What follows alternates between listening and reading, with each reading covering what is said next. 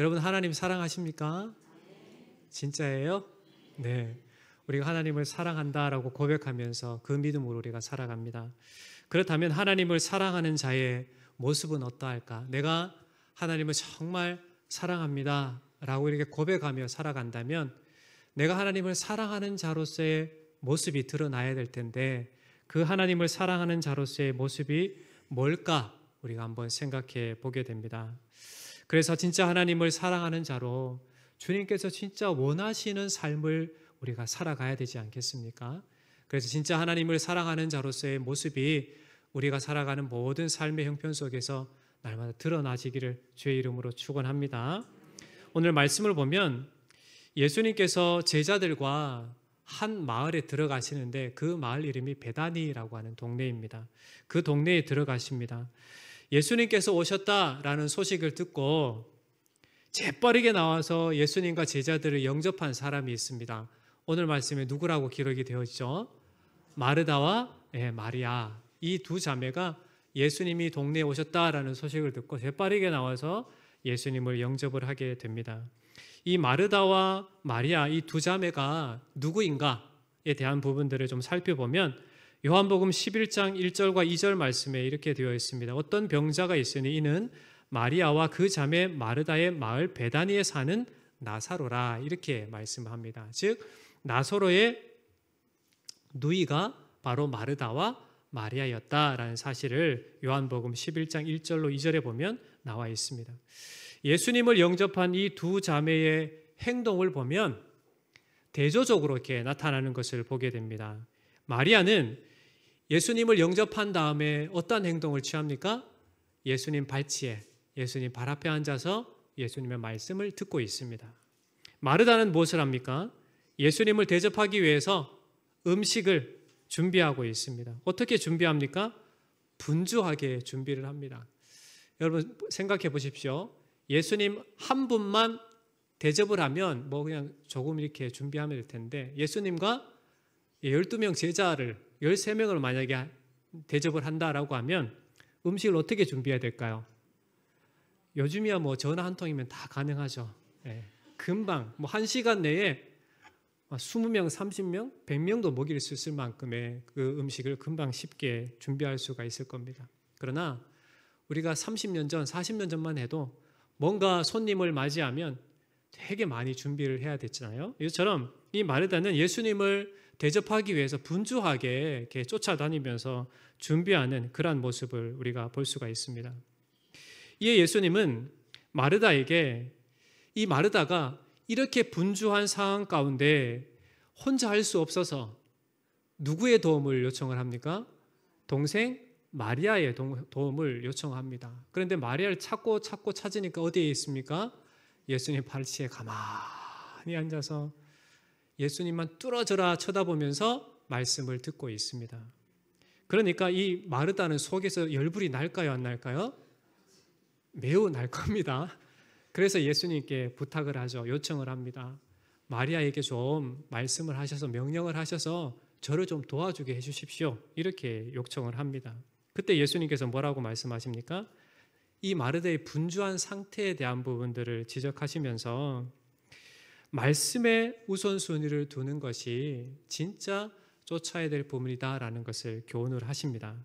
그래서 오늘 말씀을 통해서 주님께서 원하시는, 즉 주님을 사랑하는 자로서의 삶의 모습이 어떠한지를 이 마르다와 마리아를 통해서 우리가 한번 살펴보고자 합니다. 여러분, 마르다나 마리아나 예수님을 사랑하는 마음이 어땠을까요? 동일했습니다. 그렇죠? 예수님을 사랑하는 마음은 변하지 않습니다. 변하지 않았습니다. 그런데 사랑하는 방식에 있어서는 좀 나뉘어진 것 같습니다.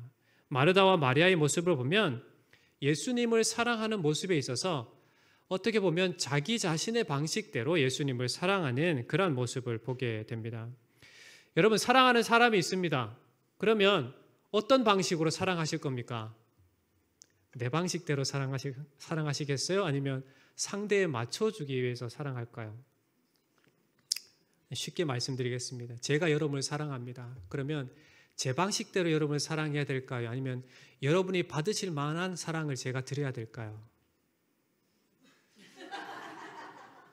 가면 갈수록 어려운 질문이 되어가고 있나요? 그럼 부부를 예로 들겠습니다. 남편은 아내를 사랑할 때 남편의 방식대로 사랑해야 될까요? 아니면 아내에게 맞춰서 사랑해야 될까요? 그러면 아내는 남편에 맞춰서 사랑해야 되겠죠. 그렇습니다. 우리가 사랑을 할 때에는 그 사람의, 즉 상대방의 마음을 맞춰주는 게, 상대방이 원하는 그러한 사랑을 하는 게 마땅합니다.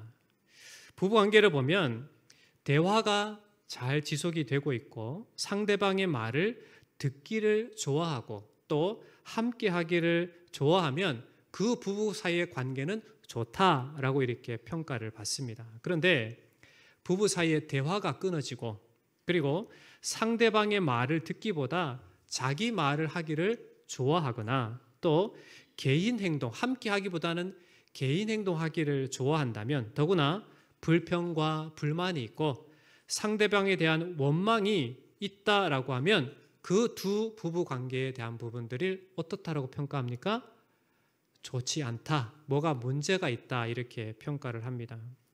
사랑하면 상대에 맞춰주게 되어 있습니다. 여러분 연애할 때의 모습을 보면 그 사람이 상대를 얼마나 사랑한지에 대한 부분들을 알 수가 있습니다. 혹시 연애 결혼하신 분, 네, 한 분, 두 분, 네, 뭐 제가 볼 때 10분밖에 안 되니까 다 중매하셨어요? 여러분 연애할 때의 마음이 어때요? 내 뜻대로 하고자 막 그렇게 움직입니까? 아니면 내 마음 자체가 자꾸 상대에게 맞춰주고자 합니까? 마음이? 여러분 좀 이상하십니다. 여러분 사랑을 하게 되면 이기적인 생각이 버려집니다. 왜? 상대에 자꾸 맞춰주고자 하는 게 진짜 사랑의 모습입니다. 오늘 말씀의 이 마르다는 예수님을 사랑하고 또 마리아도 마찬가지로 예수님을 사랑함에 있어서는 동일합니다. 그리고 지극정성으로 예수님을 사랑하기 위해서 그렇게 바쁘게 움직입니다. 그런데 예수님을 사랑하는 데 있어서 가로막는 것이 발생이 됩니다. 그게 뭡니까? 불평과 불만입니다. 염려와 걱정, 근심입니다. 예수님을 사랑하는 데 있어서는 그것이 필요치 않습니다. 염려와 걱정, 불평과 불만이 전혀 필요치 않습니다. 그럼에도 불구하고 이 마르다가 예수님을 사랑함에 있어서 예수님을 사랑해서 지극정성으로 대접하는 데 방해거리가 생겼는데 그것이 바로 염려와 걱정이고 불평과 불만이 생겼다라는 것을 보게 됩니다. 마르다의 모습을 보면 40절 상반절에 보면 마르다는 준비하는 일이 많아 마음이 분주한지라. 앞서 말씀드렸지만 그 많은 사람들을 대접하기 위해서는 분주하게 움직일 수밖에 없습니다. 마르다는 지금 예수님과 제자들을 대접해야 될 음식 준비하는 일에 정신없이 허둥지둥 일손에 잡히지 않을 정도로 그렇게 바삐 움직이고 있는 상태입니다. 그래서 해결책을 갖고 왔는데 그 해결책이 동생 마리아를 통해서 도움을 얻고자 하는 것이었습니다. 그런데 마리아가 무엇하고 있습니까? 39절에 보시면 그에게 마리아라는 동생이 있어 주의 발치에 앉아 그의 말씀을 듣더니 예수님이 오자마자 마리아는 다른 모든 것 하지 않고 예수님의 발치에 발 앞에 앉아서 예수님께 집중하고 예수님의 말씀만을 듣고 있습니다. 마르다는 마리아를 통해서 도움을 얻고자 했지만 마리아는 전혀 미동함이 없이 예수님 발치에 앉아서 말씀만을 듣고 있다라는 겁니다. 그러자 예수님께 이 마리아를 통해서 나를 도와주시도록 그렇게 명령해 주십시오라고 마르다는 요청을 합니다. 40절 하반절에 보시면 주여 내 동생이 나 혼자 일하게 두는 것을 생각하지 아니하시나이까 그를 명하사 나를 도와주라 하소서 이렇게 요청을 하는 것이 있습니다. 이렇게 예수님을 통해서 동생 마리아를 명하게 하셔서 마리아에게 명령하셔서 나를 도와주라 하소서라고 이렇게 요청하는 것에는 세 가지의 의미가 담겨 있습니다. 첫 번째 무엇을 담겨 있는가? 지금 몹시 바쁜 상황에 자신을 돕지 않는 마리아에 대한 책망이, 미움이 그 감정 가운데 담겨져 있다라는 겁니다. 여러분 한번 생각해 보십시오. 동생하고 내가 둘이 있는데 내가 손님을 대접하고 열심히 동분서주하고 있는데 동생은 가만히 있어요. 그럼 어떤 마음이 들겠습니까? 여러분 마음속에? 여러분 천사처럼 다 그러셔서 별 감정이 안 드시죠? 내가 다 하리라 너는 쉬어라 이렇게 되는 거죠. 그렇지 않습니다. 그럼 한 예를 들겠습니다. 며느리가 있습니다. 며느리가 2명이에요. 친자매가 아니라 며느리가 2명입니다. 이제 이 며느리가 되면 뭔가 분위기가 좀 이상하죠. 큰 며느리는 열심히 명절 준비를 합니다. 근데 둘째 며느리는 가만히 앉아가지고 있습니다. 그러면 여러분의 마음속에 어떤 마음이 듭니까? 동서는 힘드니까 가만히 있어. 내가 다 알아서 할게. 이런 마음이 듭니까? 아니면 왜 쟤는 가만히 있지? 이런 마음이 듭니까? 여러분 워낙 또 착하셔가지고 혼자 다 하시려고 하시죠. 그런 마음이 듭니다. 그런데 이 두 자매와의 관계에 있어서도 동분서주하고 그렇게 바쁘게 있으면 동생이 와서 나를 도와주는 게 합당하리라 이렇게 생각을 했었습니다. 그래서 그 동생에 대한 책망의 감정이 바로 예수님께 요청하는 그 말 속에 담겨져 있다는 것을 보게 됩니다. 두 번째 의미가 뭐냐면 자신이 바쁘게 정신없이 준비하고 있는 이 모습을 알고도 마리아에 대해서 아무 말씀 안 하시는 예수님에 대한 원망이 섞여져 있습니다. 자, 다시금 시어머니를 콜하겠습니다. 시어머니가 계십니다. 그리고 2명의 며느리가 있습니다. 큰 며느리는 열심히 막 일을 하고 있는데 작은 며느리는 그냥 식탁에 앉아서 커피 이렇게 마시고 있습니다. 그러면 큰 며느리가 어떤 생각이 들어요? 아까 좀 책망하고 미움의 감정이 들죠? 그런데 이제 가만히 계신 시어머니가 눈에 들어옵니다. 그러면서 시어머니에 대해서 어떤 감정을 갖고 있어요? 왜 시어머니는 가만히 있을까? 좀 얘기해가지고 나를 좀 도와주게 같이 일하도록 하면 안 되겠나? 이렇게 생각을 하셨었죠, 여러분? 그렇죠? 네. 그것이 인간의 마음입니다. 이 마르다도 마찬가지입니다. 자기가 지금 동분서주하고 있는 상태에서 자기의 일을 돕지 않는 그 마리아에 대한 어떤 감정이 좋지 않는데 그 감정이 누구에게까지 번져졌냐? 예수님에게까지 감정이 번져졌다라는 것을 보게 되고, 세 번째는 마리아에 비하면 자신이 예수님과 제자들을 접대하기 위해서 이렇게 힘쓰고 있다라는 것을 스스로 자기 자신의 의로 생각하는 그러한 감정이 그 말 속에 담겨져 있다라는 겁니다. 저 못된 동생은 예수님 발치에 가만히 앉아 있지만 나는 열심히 동문서주하면서 예수님과 제자들을 먹이기 위해서 열심히 일하고 있다라고 하는 자기 의를 드러내고자 하는 그러한 모습이 바로 이 말씀 속에 담겨져 있다라는 겁니다. 이러한 마르다의 모습을 보면 그녀가 예수님을 사랑하기는 합니다. 왜요? 지극정성으로 힘써서 할 수 있는 최선의 힘들을 다해서 그렇게 예수님을 섬기려고 하니까, 그런데 문제는 거기에 있습니다. 그 사랑하는 데에 있어서 그것을 가로막는, 서두에 말씀드렸지만 불평과 불만이 바로 그 예수님을 사랑하는 그 감정을 상쇄시켰다라고 볼 수가 있습니다. 그러니 이렇게 하는 것은 주님을 사랑하는 것이, 온전히 주님을 사랑하는 것이 아니다라고 이렇게 해석할 수가 있겠습니다. 그렇다면 반면에 마리아의 모습은 어떠합니까? 마리아의 모습을 보면 마리아는 예수님께서 오시자마자 예수님 발 앞에 발치에 앉아서 예수님의 말씀을 듣습니다. 여러분, 주님의 그 발치에 앉는다라고 하는 것은 당시 제자들이 스승 앞에 말씀을 들을 때에 그 스승의 말을 경청하기 위해서 스승 발치에 발 앞에 앉아서 말씀을 들었다고 이야기가 되어집니다. 그러니까 한마디로 발치에 앉았다라는 것은 예수님의 제자가 되었다, 예수님 제자처럼 행동한다라고 하는 것을 보게 됩니다. 당시 랍비들에게 있어서, 유대 랍비들에게 있어서 여자들에게는 말씀을 가르치지 않았습니다. 특히나 스승이 그 발 앞에 여자를 두고 말씀을 가르쳤다라는 것은 전혀 찾아볼 수 없는, 있을 수 없는 그러한 일들이었습니다. 그럼에도 예수님은 마리아가 예수님의 발치에 앉아서 예수님의 말씀을 듣도록 허락하셨다라는 것은 주님의 마음이 그를 향한, 또 마리아의 주님을 향한 그 마음에 대한 것도 분명히 알았으리라 이렇게 생각이 되어집니다. 이러한 은혜 가운데 마리아는 예수님의 말씀을 듣게 되었다라는 겁니다.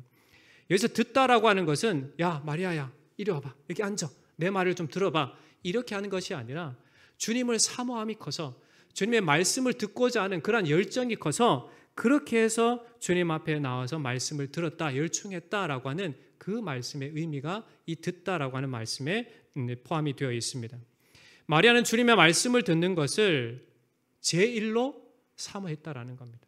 모든 것들을 차치하고 예수님의 말씀을 듣기 위해서 그것을 최우선으로 두었다라는 것을 읽게 됩니다. 그러나 마르다는 그것보다는 예수님을 섬기는 것이 무엇보다도 말씀 듣는 것보다도 앞세웠다라는 모습을 보게 됩니다.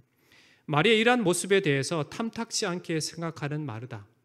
예수님께 와서 마리아에게 명령해서 나를 도와주도록 해달라라고 요청하는 이 마르다에게 예수님은 어떤 것이 주님이 원하시는 것인지를 해답을 말씀해 주십니다. 41절과 42절 상반절에 보면 주께서 대답하여 이르시되 마르다야 마르다야 내가 많은 일로 염려하고 근심하나 몇 가지만 하든지 혹은 한 가지만이라도 족하니라 이렇게 말씀하십니다.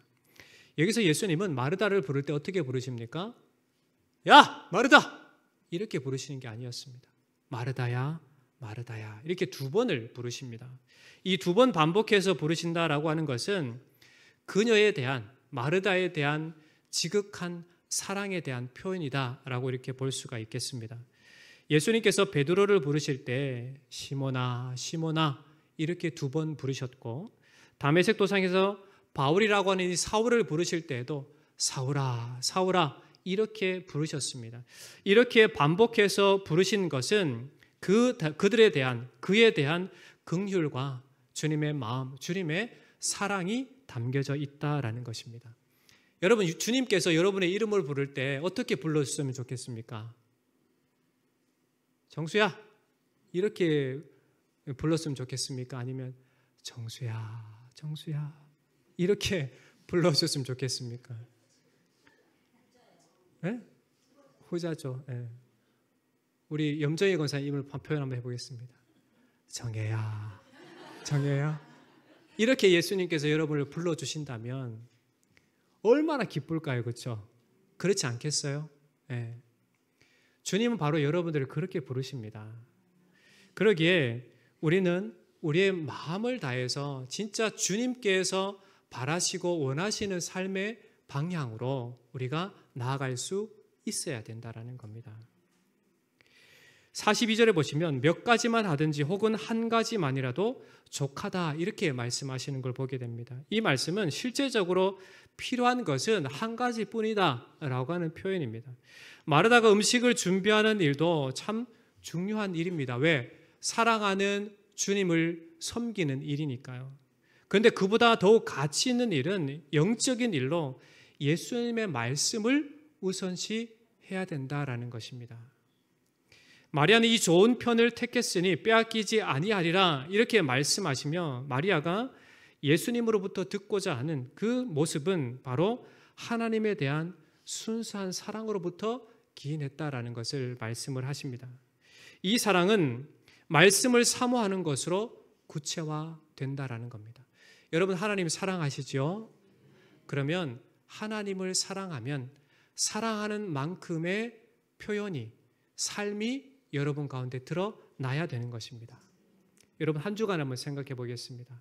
한 주간을 살면서 내가 하나님을 사랑합니다 라고 하는 그런 마음과 고백이 있었습니다. 그러면 하나님을 사랑하는 자로서의 나의 삶의 모습이 어땠냐? 여러분 테스트를 한번 해보겠습니다. 한 주간 사시면서 하나님의 말씀을 얼마나 읽으셨습니까? 하나님을 사랑합니다 라고 하면서 기도의 시간을 얼마나 가지셨습니까? 하나님을 사랑합니다 라고 하면서 예배에 대한 사모하는 마음은 또 어떻습니까? 분명하게 드러나게 되죠. 어떠셨어요? 100점입니까? 90점입니까? 80점입니까? 우리 탁 터놓고 한번 생각해 보겠습니다. 탁 터놓고 얘기해 보겠습니다. 여러분 점수 몇 점이에요? 그러면 우리 주님께서 얘야 우리가 진짜 예수님을 사랑하고 하나님을 사랑한다면 사랑하는 만큼 하나님의 말씀을 사모해야 될 줄 믿습니다. 하나님을 사랑한다라고 하면 그만큼 하나님의 말씀을 따르고자 하는 그러한 삶의 모습이 우리 가운데 있어야 될 줄 믿습니다. 하나님을 사랑한다라고 하면 진짜 예배에 목숨 걸고 살아가는 사람이 되어야 될 줄 믿습니다.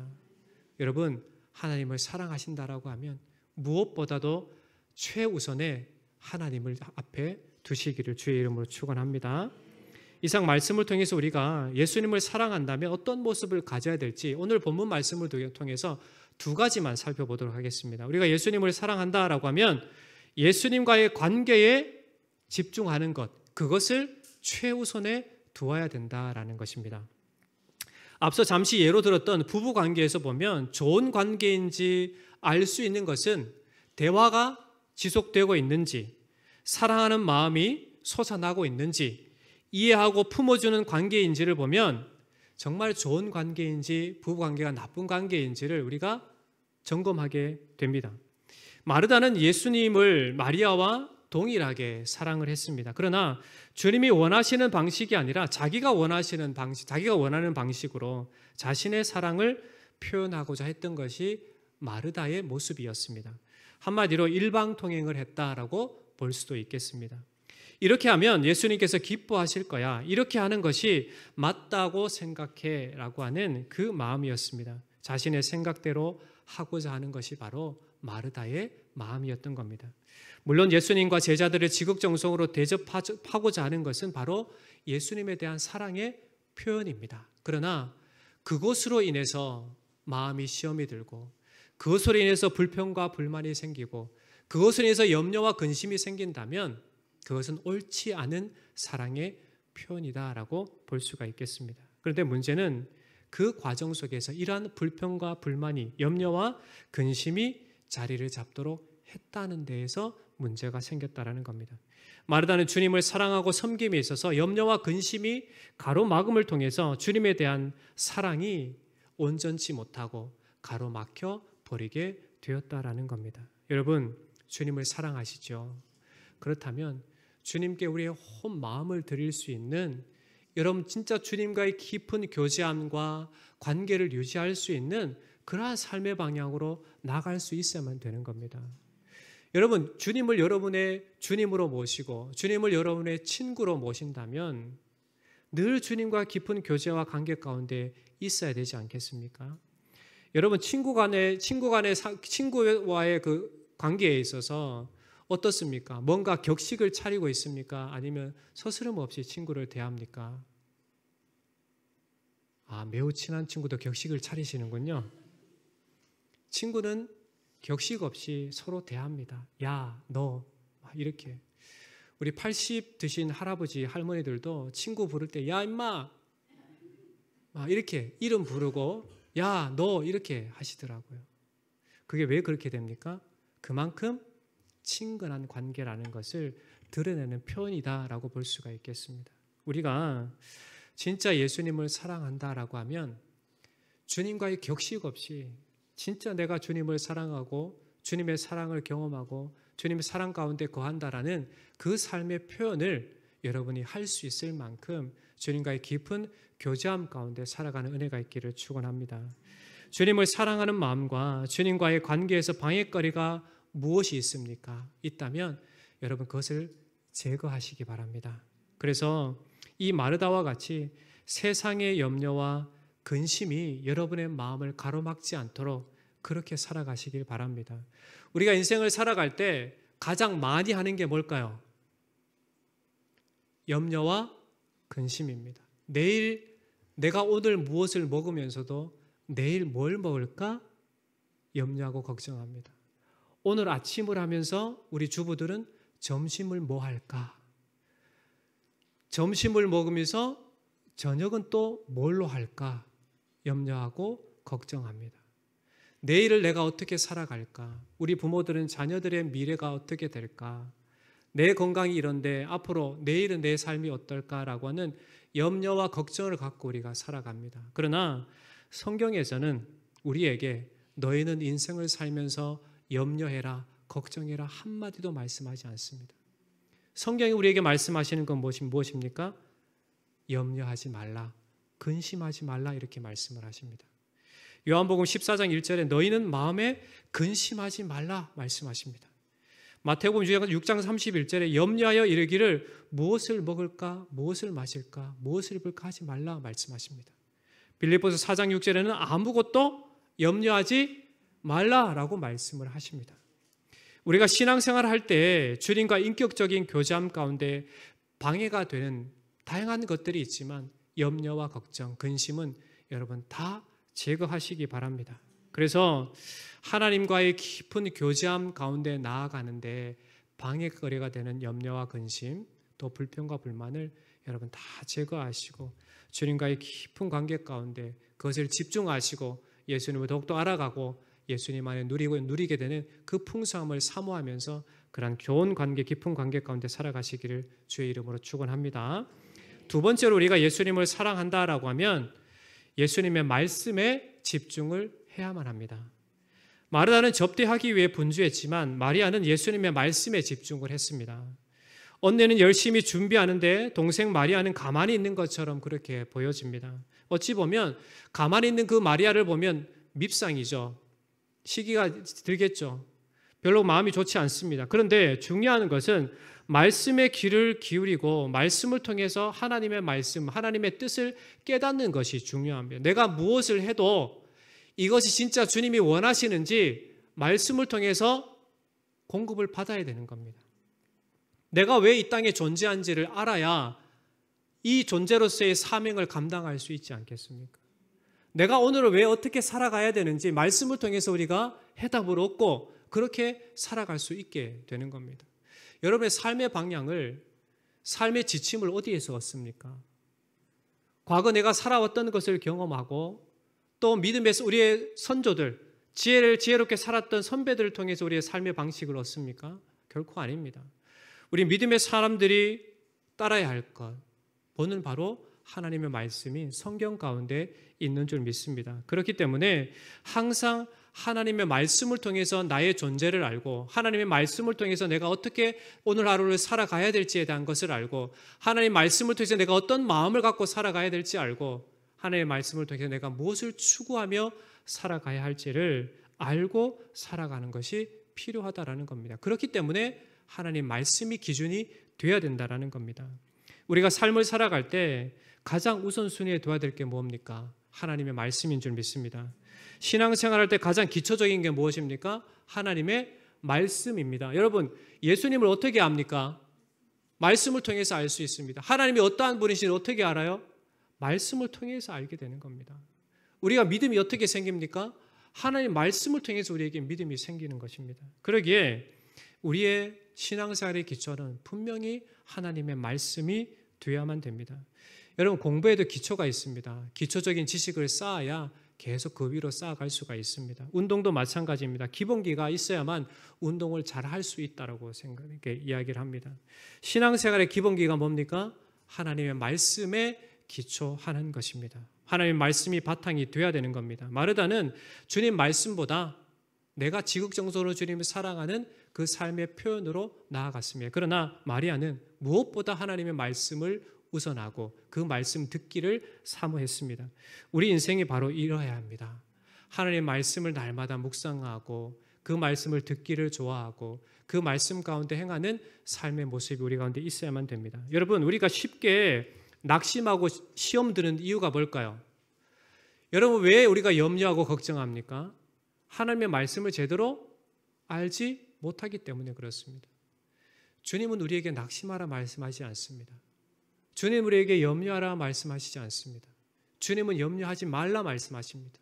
낙심하지 말라 말씀하십니다. 걱정하지 말라 말씀하십니다. 주님께 맡기라 말씀하고 계십니다. 그러니까 하나님의 말씀이 이것이 나에게 주어진 말씀이라고 받아들이고 그것을 묵상하고 그것이 내 말씀이다라고 생각하는 사람은 결코 낙심하지 않게 될 겁니다. 염려하지 않게 될 겁니다. 왜 그럴까요? 하나님의 말씀이 나에게 그렇게 말씀하시기 때문에 그렇습니다. 그러기에 우리 인생을 살아갈 때 하나님의 진리의 말씀에 깊이 뿌리 박는 것이 참으로 중요합니다. 여러분, 하나님 사랑하시죠? 그러면 말씀을 충분히 묵상하시기 바랍니다.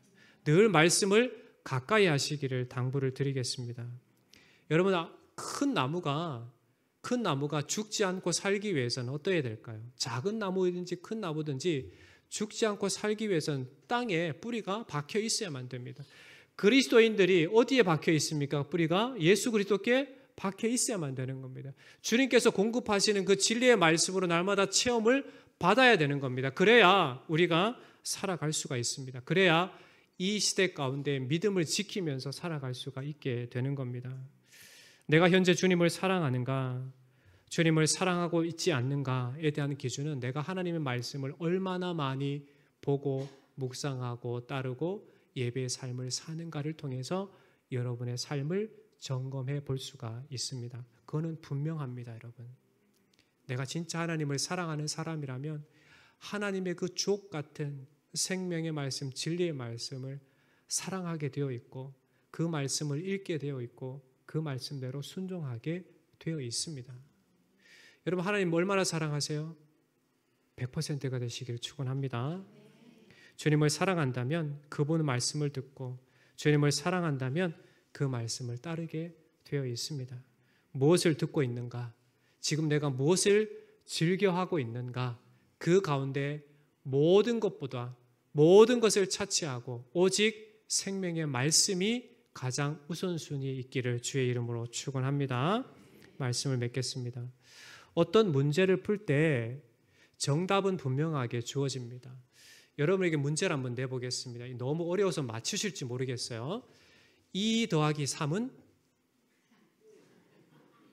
너무 어려우셔서 말씀을 못 하시네요. 2 더하기 3은 뭐죠? 어떻게 하셨어요?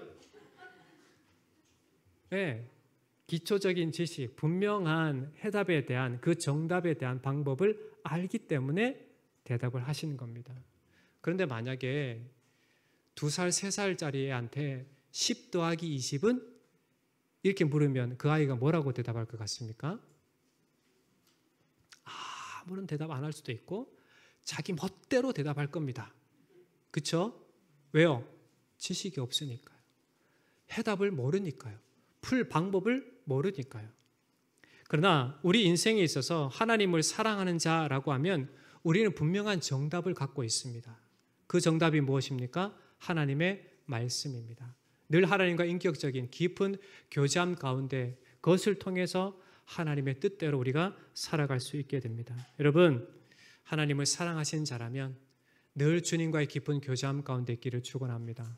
하나님을 사랑하시는 자라면 하나님의 말씀을 무엇보다도 여러분 사랑하고 그 말씀을 읽고 묵상하고 그 말씀에 순종하게 힘써 나가시기를 주의 이름으로 축원합니다. 우리 전 인생의 해답은 분명합니다. 그것은 예수 그리스도께 있습니다. 그것을 알고 힘써 주님과의 깊은 교제와 하나님의 말씀 가운데 거하시기를 주의 이름으로 간절히 축원합니다.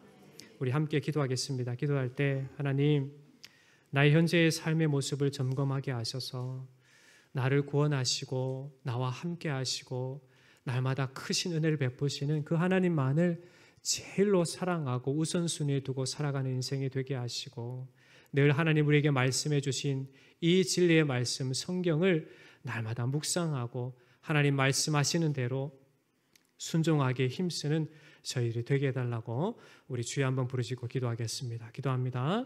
주여, 사랑의 하나님 아버지 감사합니다. 우리를 얼마나 사랑하셨으면 독생자를 주시기까지 우리를 사랑하셨습니까?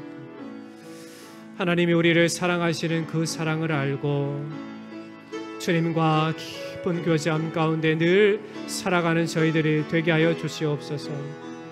세상의 귀를 기울이지 않게 하시고 나의 유익과 나의 생각으로 주님을 섬기고 사랑하는 것이 아니라 우리 하나님 우리에게 말씀하여 주신 대로 말씀대로 주님을 사모하고 사랑하는 자가 되게 하여 주옵소서.